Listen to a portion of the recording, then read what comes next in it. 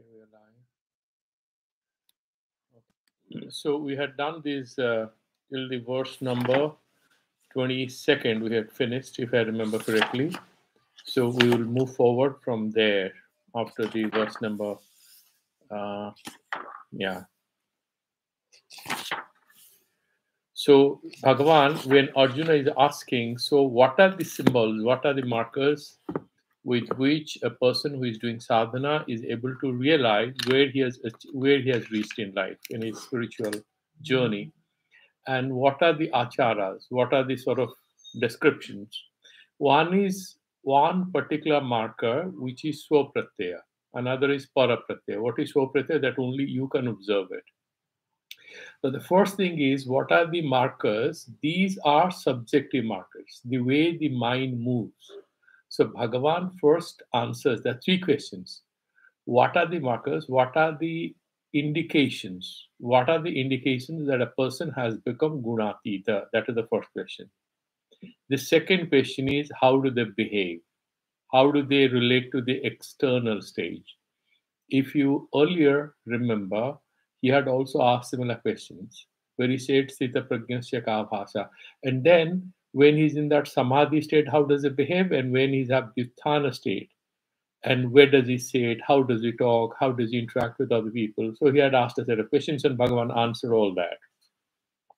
Here, similarly, is asking what are the indications that a person is able to overcome the internal difficulties or obstructions to going beyond the game of these three gunas, sattva, tamas, and rajas. And second question was, what are the behavioral manifestations of this gunatita avastha? That means it is for parapratyaya, that is for others to observe. And final question, which is very important for both the gunatita for others, for a sadhaka, this is no more relevant, the third question. The third question is relevant for people who are yet to reach there, that is student of Bhagavad Gita, all the sadhakas. How does one actually overcome the game of gunas and reach there? So that is katham. So how does, like for example in Mimamsa Shastra, they will ask again and again these three fundamental questions. Kim bhavet, kena bhavet, katham bhavet.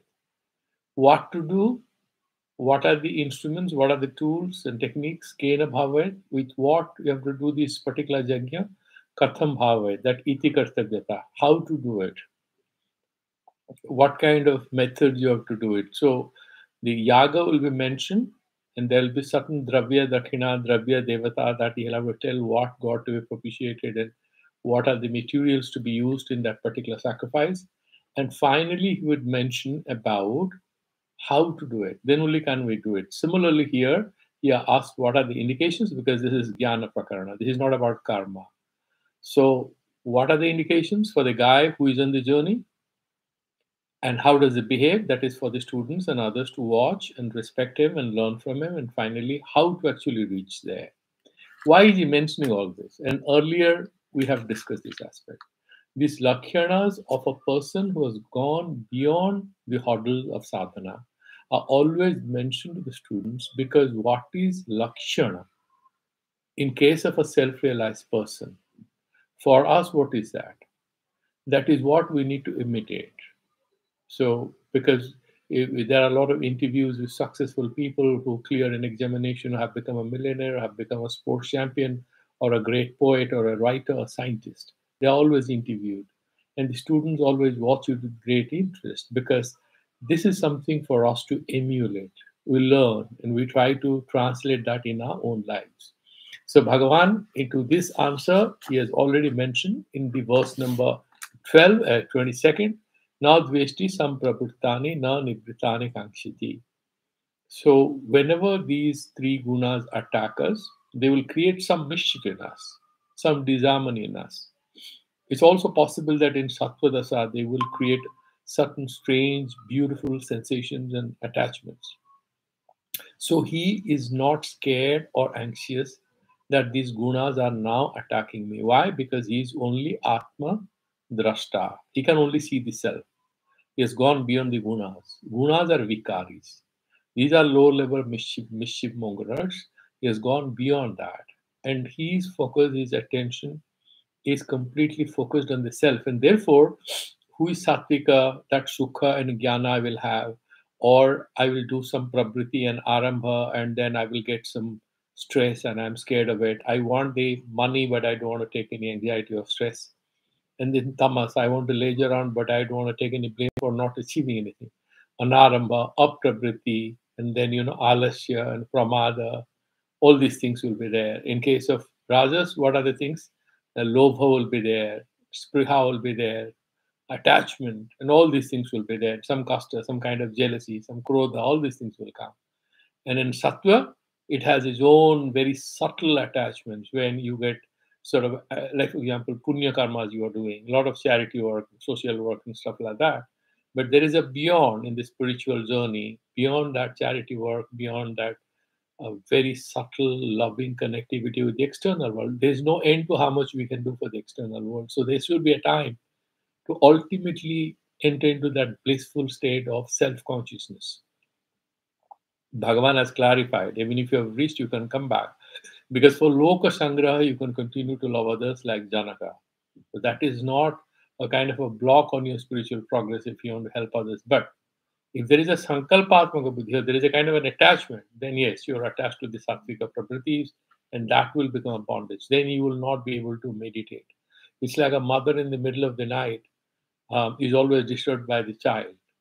And during that stage when children have small children, if women have small children, if they're doing research or a job, they cannot attend to it very well because they are so much attached to their own child. So there is some sort of a ahanta and a mamata playing out in a very subtle way. It's love, it's sacrifice, it's everything. But remember, ahantva and mamatva very much is present there. So despite all this, it is there. And so that final liberation, that umbilical cord from the Maya is not broken as yet. So this phrase, na dvesti samprabritani nibritani na kankshati. So you are a sattvic person, you are pretty detached, and then that, if I can overcome this, there is a very quiet state. There is a peaceful state, but he's not bothered. Why? He has left that problem behind. He's not scared of exams. He doesn't, crave for the relief you feel after the exam is over because he's no more doing any coursework. He has gone beyond that. Neither there is exam fear, nor there is desire or aspiration for relief associated with a good result after an exam. He has overcome both these phases.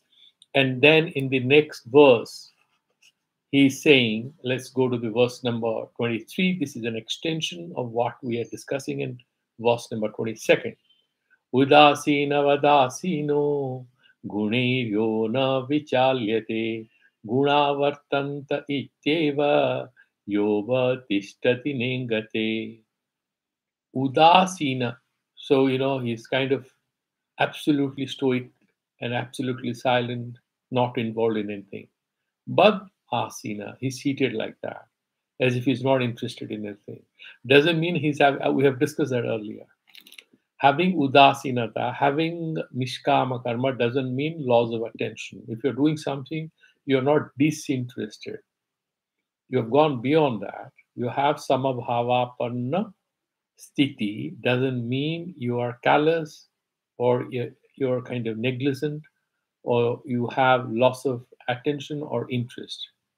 You have all of this in positive sense. You have interest, you have dedication, you have complete attention and focus and everything. You don't have one thing. You don't have connectivity with the craving for good results in terms of praise or rewards or anything. Therefore, you are doing everything without any emotional self torture or emotional elation or any laziness or anything that we associate with the tamas. Udasina vadasino. Gunehi yo na vichalyate. The one who is not disturbed by these three gunas, sattva, rajas, and tamas. Does it mean if there is a Vedanta Chacha, he's not going to go and sit there? No, he has no craving that I need to understand this. He has done all that. He's a very nice, he behaves like a child, Valyanatishte, Tishta said. You are supposed to be as nice and innocent like a child in your external behavior. Some Vedanta text says, "Jadavat acharat," behave like you are a child, behave like you're a mad person. Why? You don't want to be disturbed and troubled by anyone. People think you are a fool. That is a blessing because no one would disturb you. If you think you are too powerful or knowledgeable or you have access to the secrets, you can't even sleep properly. So this guy, Gunehi Yo, that means Yaha, the guy who is not disturbed, perturbed, and sort of suddenly affected by any externally induced or internally induced disharmony on account of the interplay of the gunas. It's quite possible that you have a lot of hidden sanskaras. You're sitting in a cave and you're meditating, and suddenly you remember that you're a child. As a child, your mother wasn't well, or your father wasn't well, or your sibling wasn't well, and you had ignored the health condition of that person, and because you had a football match to watch, so you ran to the playground as a child, and suddenly you remember because you are at very high level of spiritual and loving kindness mood, and suddenly you start remembering these simple things which nobody will think it's a fault of a small child, but you think, I shouldn't have done that. Remember, the sattvic thing can also be very disturbing. Sometimes, when you are in a very, very loving spiritual mood, you may have a overwhelming emotional experience of guilt that I could have done it better. I could have loved others more. I could have given others more. So, this sort of thing can also create disharmony and disturbance, and then it becomes very difficult to meditate. That is what he's saying. Na vichalyate. And there is no laziness, there is no prabriti, or there is no craving to do an ashram or give big speeches or have a great following. These things don't disturb him. Gunaha vartante ityeva yo avatishtati nengate. Somewhere it's also written on Utishtati Bhagavan Bhashyakara says, now he understands that whenever there is any modification in his thought process, so there is a person suddenly who knocks at his door. He's meditating. So he, very lovingly goes and brings a glass of water, gives him a seat, and says, "How can I help you?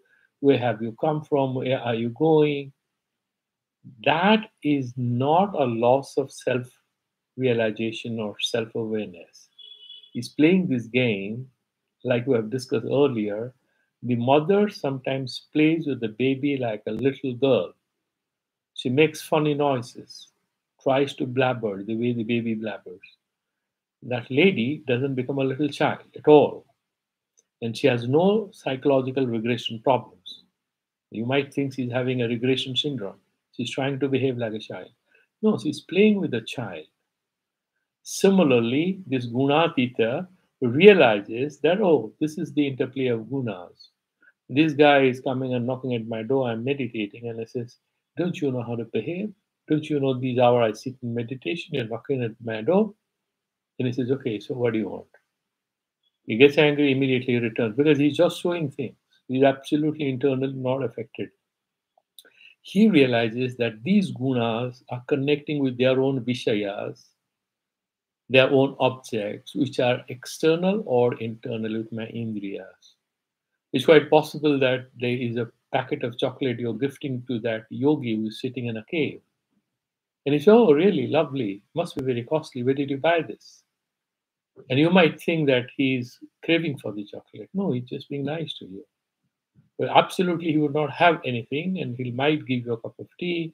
He might say that, okay, why didn't you give me a bit of dakshina? Winter is coming. I have to buy some dry fruits. He might do all that.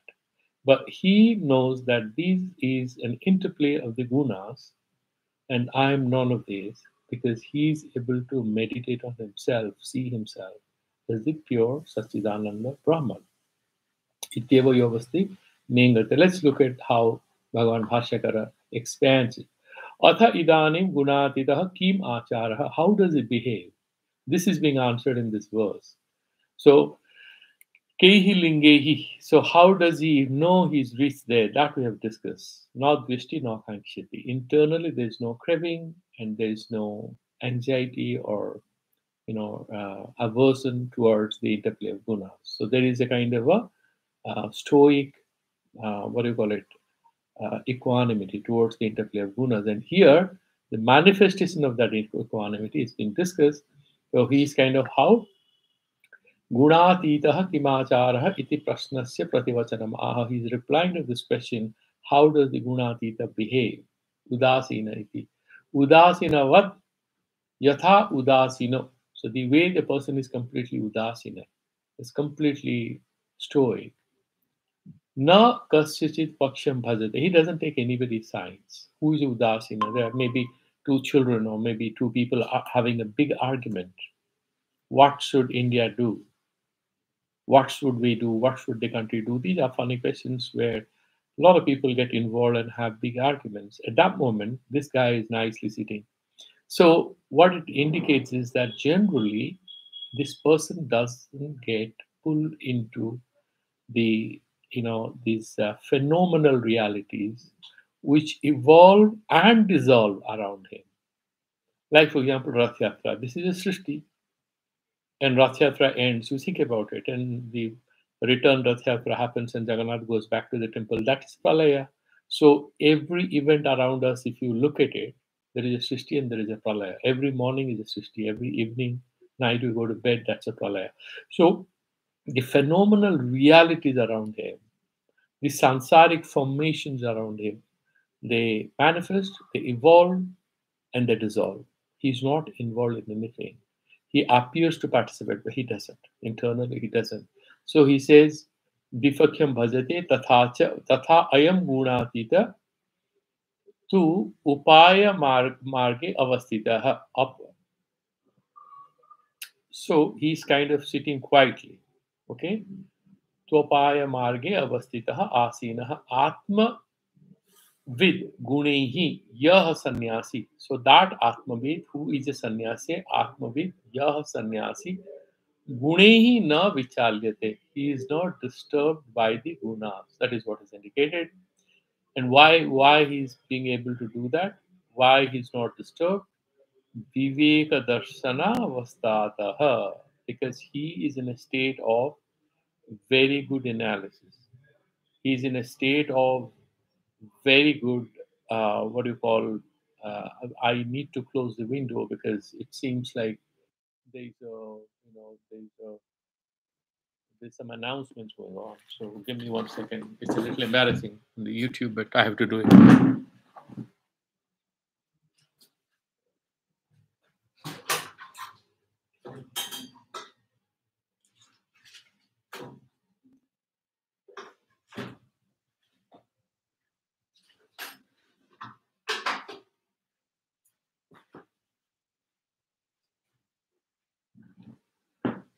Okay, so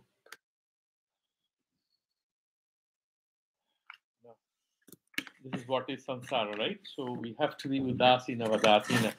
So what we are discussing was put to test by God immediately. So you just have to retain your equanimity and not get upset or anything because this is guna guneshu vartante. This is how the gunas kind of exist in gunas, and we just have to live through it. Okay. So tad etat sputi karoti gunaha karya karana vishayakara parinata. These qualities, sattva, tamas, and rajas, and these indriyas and their karya karana, and vishaya, and it has its certain objects with which the body, the mind, they connect, vishaya kara parinata. So, and then it's like this desire that I want to go to a temple, I want to go to a bookshop, I want to watch this, I want to listen to this music, I want to read this book. All these vishaya kara parinati, dispositions, modifications. Anyonyosmena vartante iti yo avatishtati. So he is, yeah, I understand.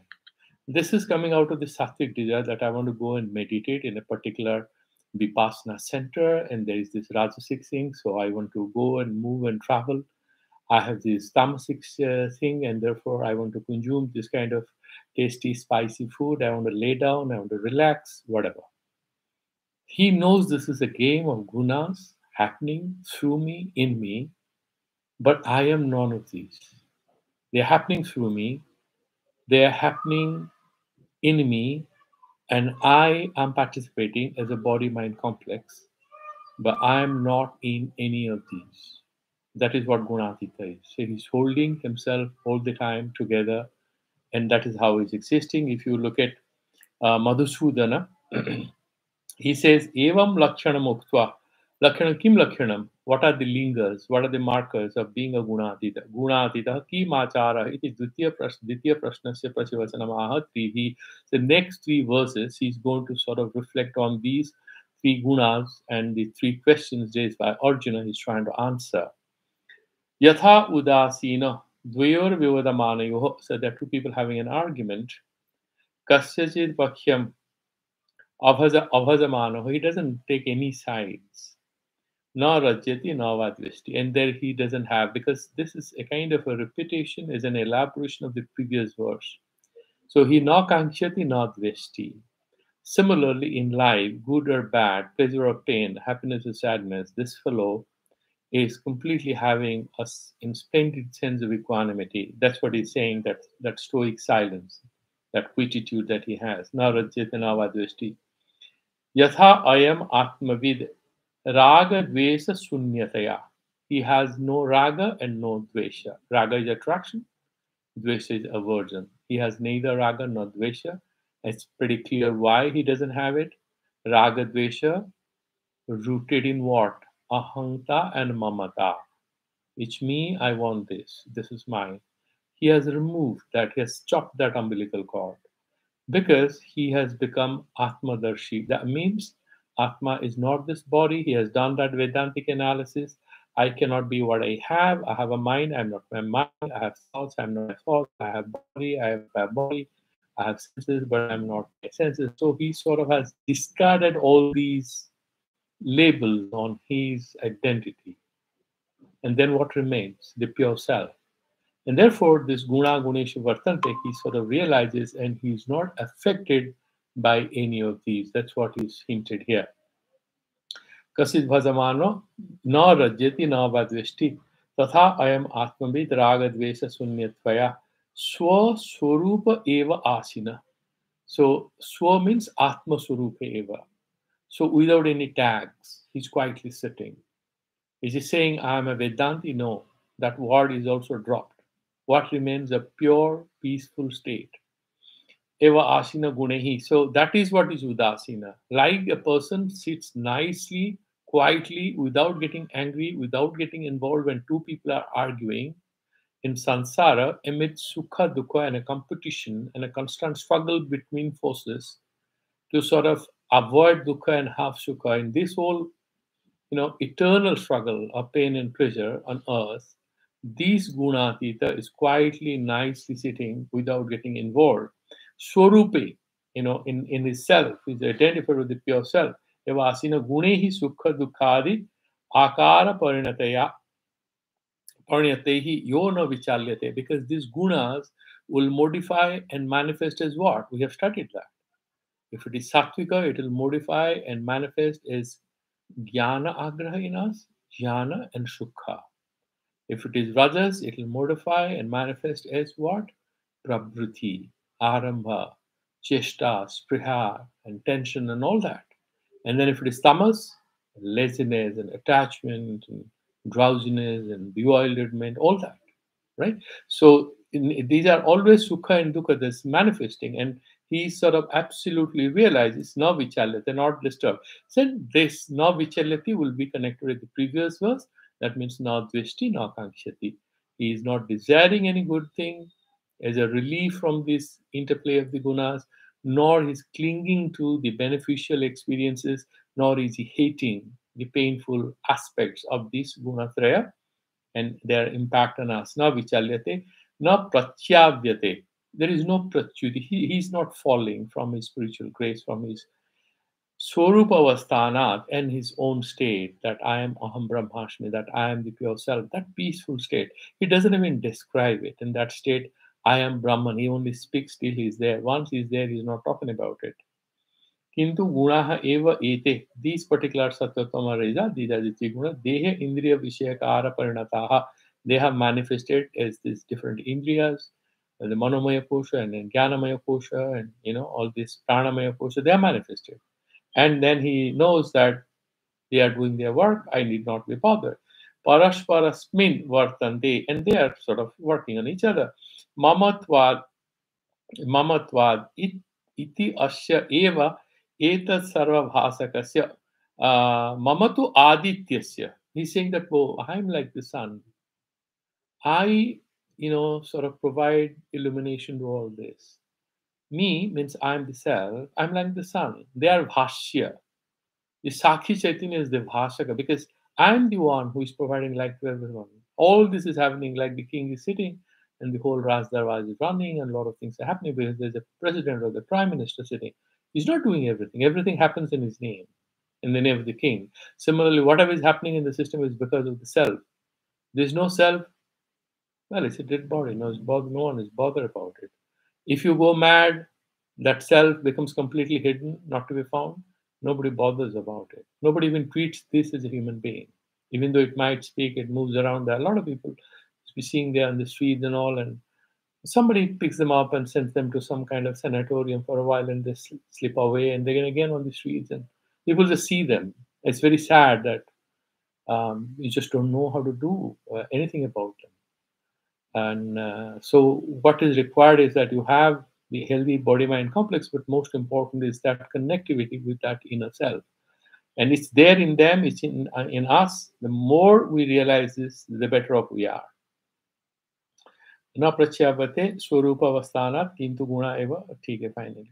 So मम तु आदित्यस्य एव एतत् सर्वभासकस्य. So all this is kind of being illumined by me.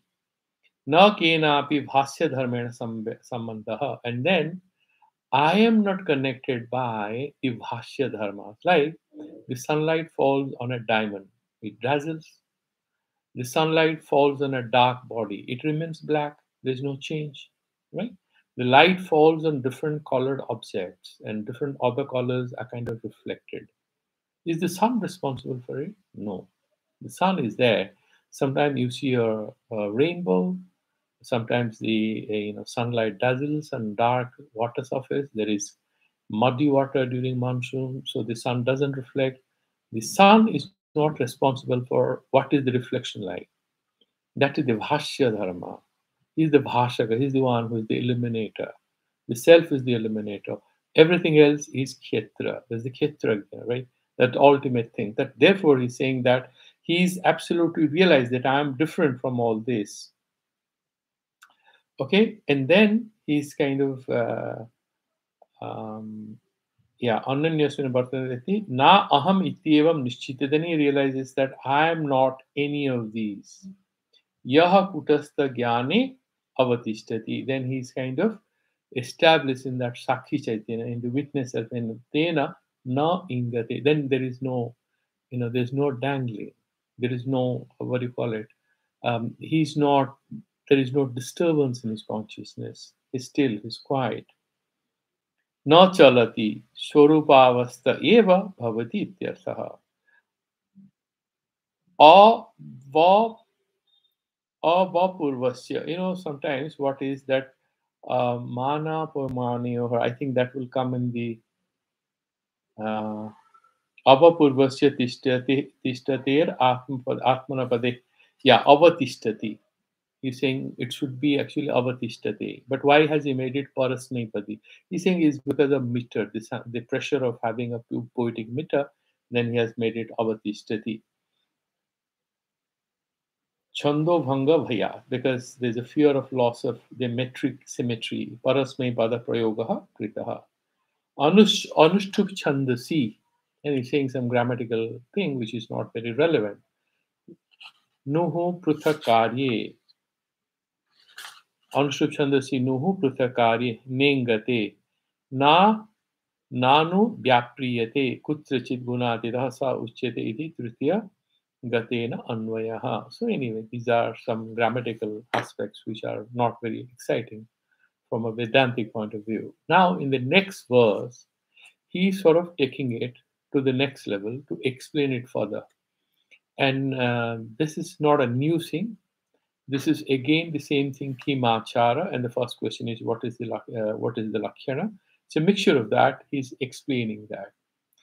Then the next verse also will say more or less the same thing, and then he will go to sort of explain how to reach there in verse number 26. Sama Samadukha Sukha Swastha Samaloshtasmakanchanaha Tulya Priya Priyo Dhiras Tulya Nindatma Sangstutihi. And this guy is also Sama Sukha Dukha. So he is not disturbed whether he's happy or sad. More or less, this we have discussed even earlier. This is being repeated again in the context of the how these gunas are working on us. It's not that Bhagavan has not mentioned, if you remember it earlier, you know, Dukheshu anudvighna manaha, Sukheshu vigatas priyaha, all this we have discussed earlier. So he's sort of elaborating it and he's mentioning that. Why it's so relevant, he's mentioning it. Swastha, swast means sthitaha, is established in the self. Swastha. Samalostasmakanchanaha. Losta is a lump of clay. Ashma is stone. Kanchana is gold. He treats a lump of clay, a piece of stone, and clay is more or less the same. There is no difference. But if you say, why is he using these three words, you find that there is some sort of a beautiful correspondence between the. I mean, I'm just thinking, one could think that way, that the gold sort of is like the sattvic stage, the rajas is like the stone, and the lost the lump of clay is kind of like the state of tamas, because it sort of sticks to anything, and it doesn't have the form anything. But whether it's a piece of diamond, whether it's a piece of metal, precious metal, or it's just simple matter, material, the earth, he has similar treatment given to them. What does it mean? That means this fellow will give the required amount of respect, irrespective of who you are. If you appear before his eyes, whether you are a poor person or a young person or a rich person or an intelligent person or a dull person, he shall not sort of distinguish between the importance and the significance of your human presence before him. And we have dealt with it even others, Samadarshinaha, that how, the dog and the, whether it's a learned person, and he sort of treats all of them as one, isn't it?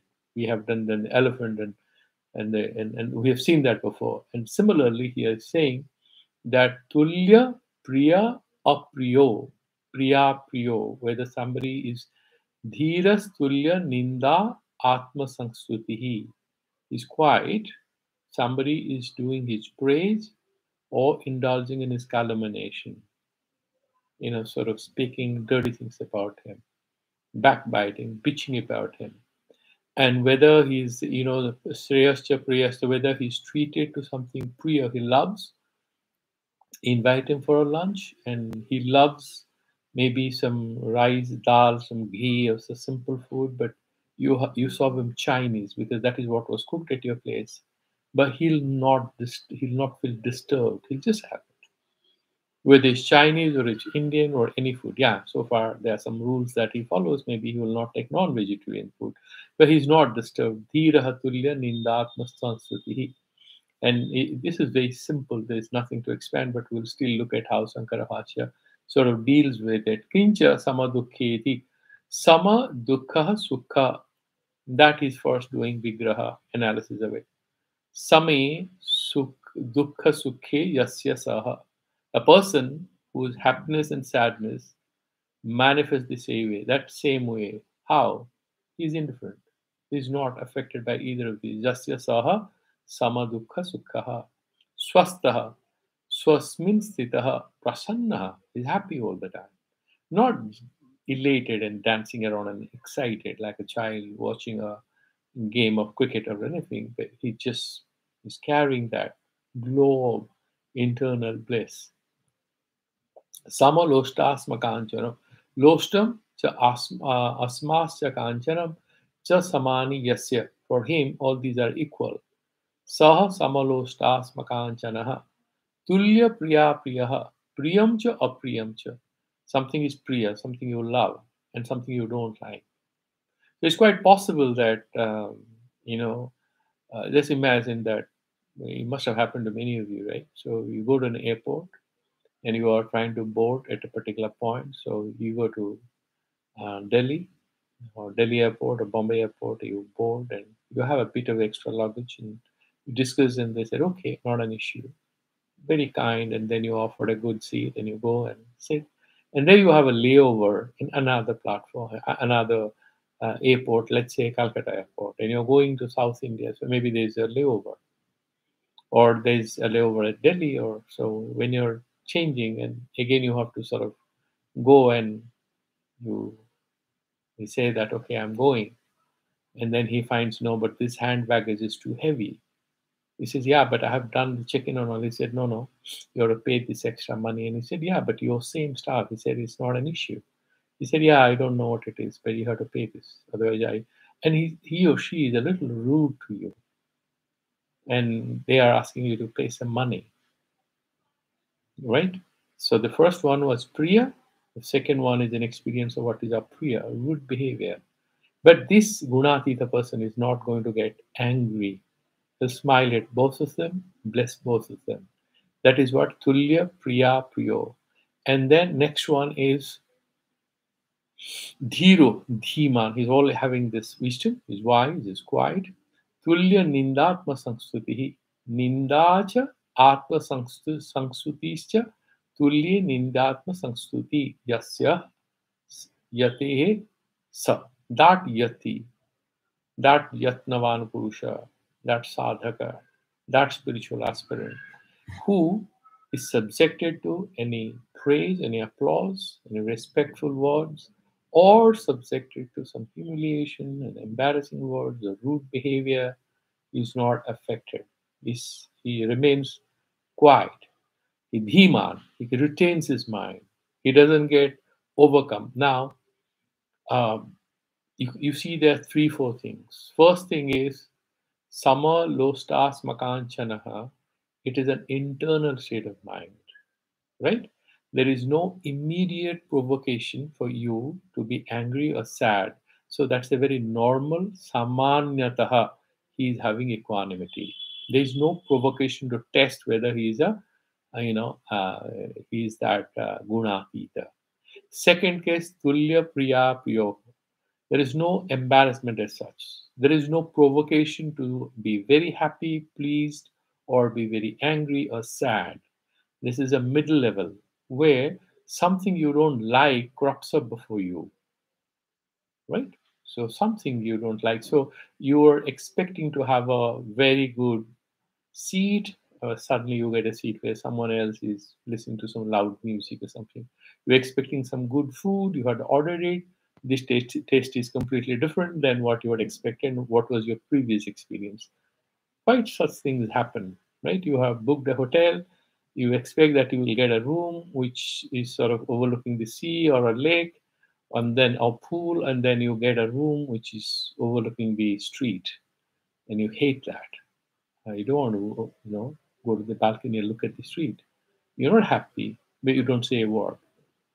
That is Tulya Priya Priyo.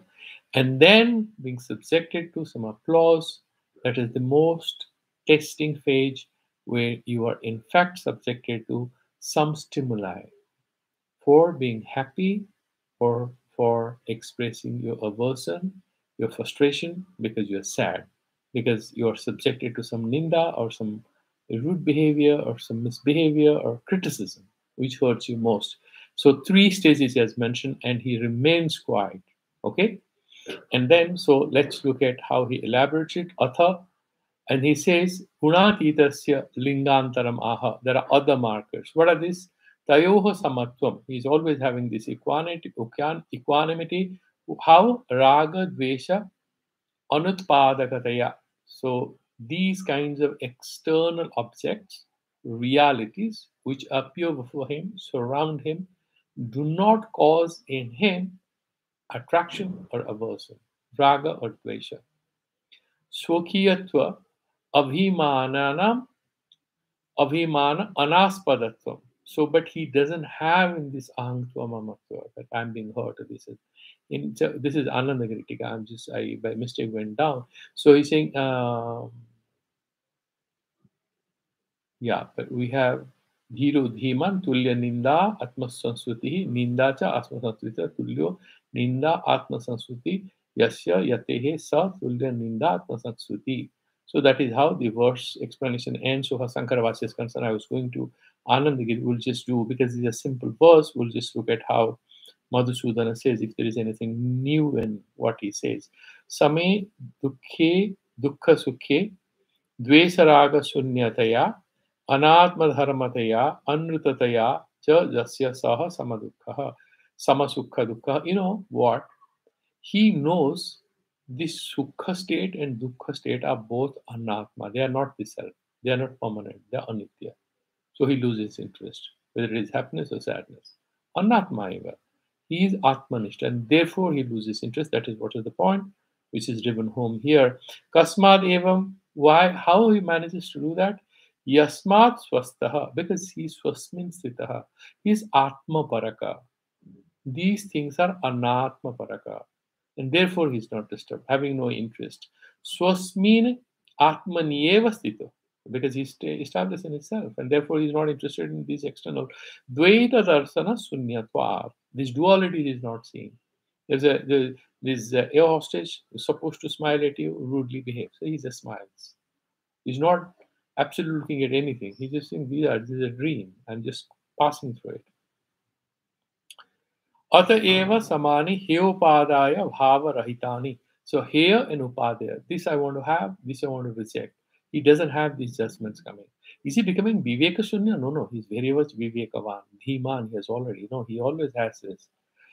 Automatically, as we have discussed earlier, Papa Punya will not affect. It's not, Papa Punya will not even touch him. Doesn't mean he's going to kill people. By nature is Vidya Atma. That Bhagavan has explained to us earlier. By very nature, he doesn't have to anymore calculate and be a dharmika. Good things happen through him naturally. And there's a beautiful, statement by Thakur Ramakrishna Paramahansa, who says that when a person sees himself as an instrument of God, and God is constantly guiding that person, he is surrendered to God, right? So everything is happening through him. Now he stops calculating what is good, what is bad, because good and bad happen to individuals. When a person has seriously identified himself with the divinity, he's only looking at the karma of other people. Like God gives us good and bad results based on our karma, that fellow also tells, oh, don't do it. Why did you do it? Just looking at what you are doing. From his side, he's not affected. He might say, don't do it. That's for your own good. He might say, that's a very good thing you did. That's for your own good. But he is not in any of these. He's always kind of guided by God and guided by that divine energy, whose presence is constantly feeling 24/7. So that is what he's saying, that he's having Hyopadeya Bhavarahitani Lostasma Kanchanani Jasya Satatha. So he is not having this I should pick up because a piece of gold, a piece of diamond. No, he doesn't have any attraction or aversion to the external world, to any human being. Lostaha Pangshupindaha, this lump of clay. Ataeva Tulye Priya Priye Sukha Dukkha Sadhane. So you have Sukha Dukkha and then Sukha Dukkha Sadhana. What is Dukkha Sadhana? Somebody asks you that you have to do japa for 1 lakh times. Why? Then your son is going to do very well, or mother is going to do very well. It's Dukkha Sadhana, you have to do it. But you do it because you're having some results in mind.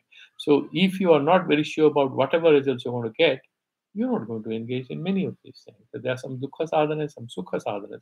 You want to do what is Sukha Sadhana. So there is Ishta and Anishta. What is Dukkha Sadhana is Anishta Karma. It's not in your interest. And what is Ishta Karma is what is Sukha Sadhana. That's why you want to move. But he's free from this. Yes, yeah. Hita sadhanatva, ahita sadhanatva, buddhi visayatva abhavena. So this is what I should do. This is what I'm supposed to do. All these calculations he doesn't have. Okay, because Hita, Ahita, these calculations don't trouble him because he is not anymore a limited human being, limited and constrained by the calculations that we are constrained by because we are in Agyana Dasa. And therefore, what happens to him? Yasya saha gunadita uchyate iti ditya gatena anvayaha. Okay? Dhritiman va. So he's having that Dhritiman va. He's having that dharya. He's having that patience. He's not easily disturbed. Ateva tulye ninda sanskruti. Therefore, because he has that dharya, he has this understanding, you cannot hurt him too easily. You can't praise him and make him happy. He's not a prasansakatar, desperate for any praise, and he's not afraid of any ninda. Bhayakatara. So dosha kirtana guna kirtane jasya saha gunatitaha. So whether you do dosha kirtana, talk about his faults and his weaknesses, or you talk about his achievements, he is not easily perturbed or pleased. Jasya saha gunatita uchyate iti dityagatena anvayaha. So that is how the verse number 24 has come to an end. Let's do the verse number 25. We have enough time to do one more.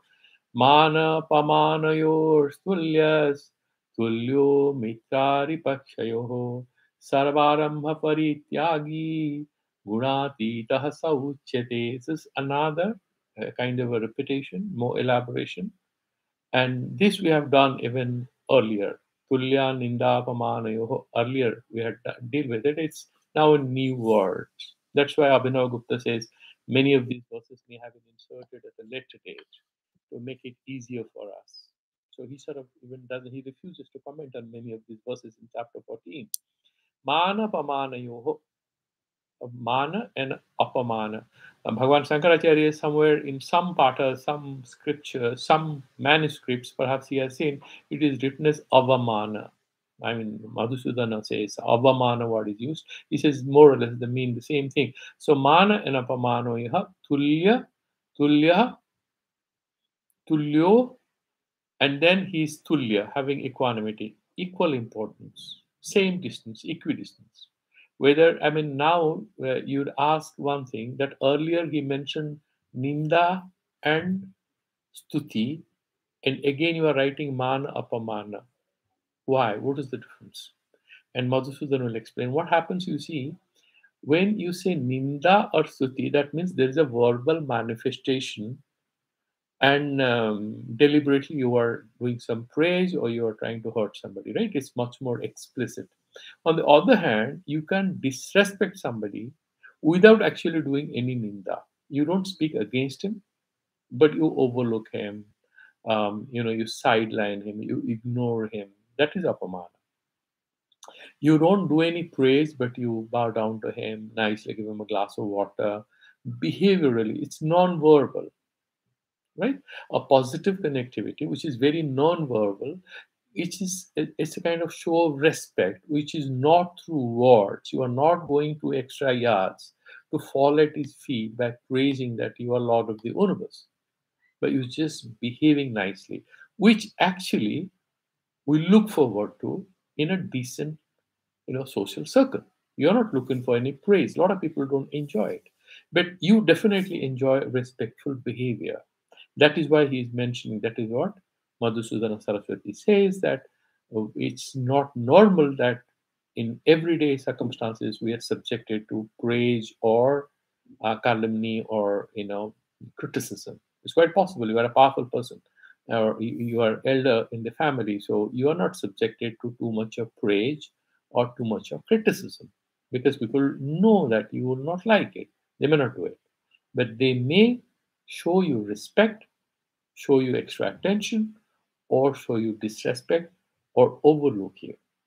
And that will also cause very subtle ramifications in your consciousness, that you might feel bad or ignored. This person who is gunatita doesn't get any disturbance within. He remains the same, tulya eva. And then mitra aripakyoyaha, and then it's quite possible that he meets a friend or he meets an enemy. He doesn't get angry or he doesn't experience aversion or negative feelings when he meets somebody who had earlier criticized him or hurt him, who is an enemy, who speaks against him at the back. Or he meets a person who is very helpful. That means what? He's nirapiksha. Help or harm, nirapikshatvena, he's having tulyata, he's having that equanimity. Then other half is sarvarambha parityagi. He's not planning to start anything. He's some other karma. Either any kalpana, I will do this. Sarvarambha parityagi. Gunatita Saucheta. See, Sarvarambha Parityagi is the mother of all these equanimity. He has no more any plans to undertake any more activities. He's Sarvakarma Sannyasi. That is what we have discussed in chapter 5. So, because he is a Sarvakarma sannyasi, he is kind of withdrawn from this external involvement in the samsara. He might be behaving as if he has a role to play. He may be doing it for Lokashangraha. However, he is no more having any attachment to anything. Therefore, he deserves to be called Gunadita. That is how he mentions it. And he sort of concludes these three verses by referring to that word Sarvarambha Parityagi. So that is the final marker and that is the ultimate destination for a sadhaka to look at. And other things are just incidental to my mind because to be able to reach their state, because so far you have some kind of pravriti, you are not established in complete, what do you call it, inward, uh, inward focus of the mind or the consciousness.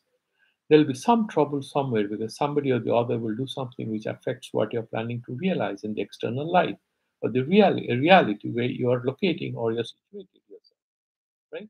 And therefore, he sort of mentions that sarvarambha parityage. Let's look at how Bhagavan Bhashyakar sort of explains this. Kincha मानुपमानयोः इति मानपमानयोर् तुल्यः समो निर्विकारः no vikaras no modifications tulyo mitrari pakshayoho whether it's friends or enemies he has no problem यद्यपि उपासीना भवन्ति केचित् स्व अभिप्रायेण तथापि पराभिप्रायेण मित्रारिपक्षयोरिव भवन्ति इति तुल्य मित्रारिपक्षयो इत्याह. So it's quite possible, that why he's mentioning it here. There are two purposes.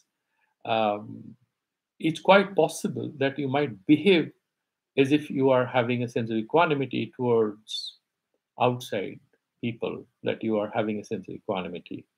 You can act like that, but genuinely you are doing it, then you are gunatita. If you're just play acting, that's not what he's saying. Mitra ripakyo iva bhavanti iti tulya mitra ripakyoya. Sarvarambha parityagi ishta drishta adrishtani adishta adrishta arthani karmani arabhyanta iti arambha. Now, what is drishta and adrishta? We have discussed that many times before. You build a house and you have a lovely house to live in. That is drishtaphala. That is evident to you. You can see that, you can verify it, and you can have it for yourself. On the other one, the adrishta is this punya karma you do, and there is a apurva created in it, and then you go to Swarga, you go to Brahmalok, whatever. These are all adrishta, the punya karmas.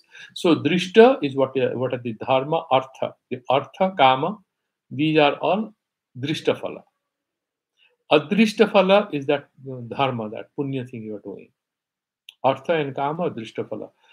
You had a lunch, you feel good, the taste of the food was good, that is drishtaphala. So drishta, adrishta, arthani, what are the objectives, the goals you want to fulfill?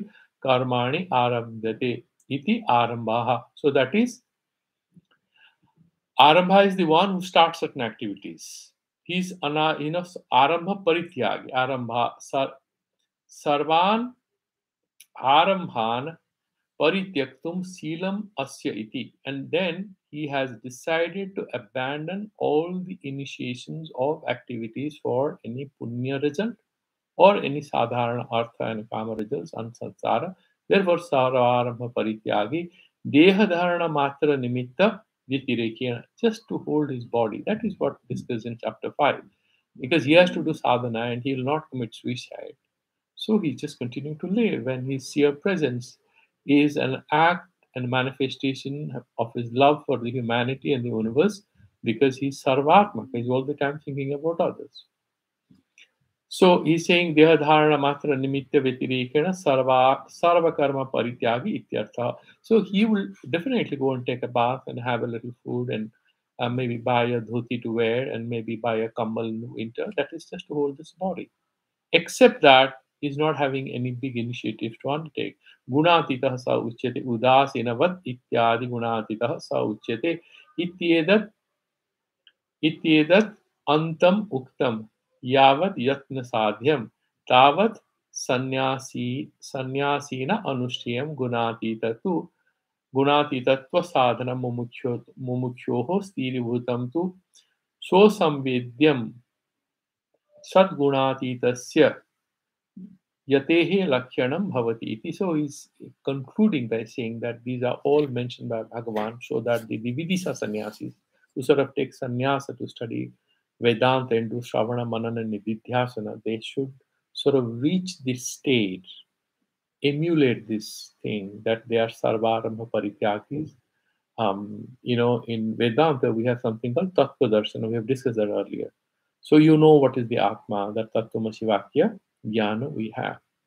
But we haven't reached Vasana Tyaga and Manonasha because of Purva Sanskaras. So they'll continue to disturb us, right? So it's quite possible that somebody, you saw a rope and you're scared it's a snake. And then after some time, what happens is that somebody explains to you, no, it's a rope, you're scared that it is snake. I can go to that room and come out. And he goes and comes out. He says, it's not a snake, don't get scared. Then he leaves, but you're still afraid to enter. Or even if you enter, you have a few thoughts, it may be a snake. That is a state where the Purva Sanskaragata, Manasika Prabritis are kind of manifesting, flickering at the back of your consciousness. Another example this is given is that suddenly you meet a person, maybe you have gone to Iceland or the North Pole, and suddenly you meet a schoolmate of yours. He's running a tea shop there, just for the heck of it. I'm just trying to be humorous. You are seeing this is Aparokyanuviti, right? You see your friend selling tea, there's a tea shop there. But you don't believe it. How come a person can have a tea shop in North Pole? Maybe I'm not seeing it. Maybe this is something delusional.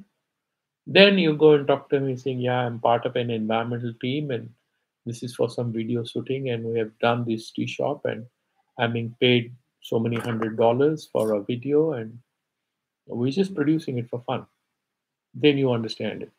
But at that moment, you doubt it. But you have direct experience. So similarly, these Brahmagyanis have Tattva Darshana, but there are certain avidya lesha, some remaining, doubts and some remaining, there's some remnants, doubts and confusions, whatever, who do not allow that Atmagyana to be well established, even though it's established at that state.